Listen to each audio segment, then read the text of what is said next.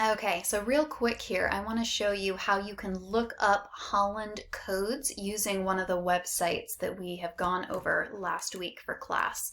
So if you are on ONET, you can do an advanced search up here, and you can select interests, and you can look up different job titles according to Holland theme. So if we click on realistic here, you can go in and see a list by job zone, so from less training needed to more training needed, of a lot of different jobs that have R in its Holland theme code.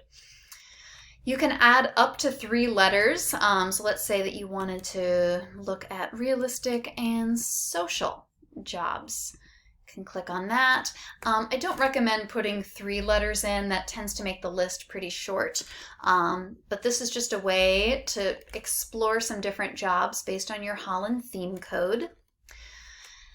If you want to look up, so let's say you're looking up a job, let's look up plumber.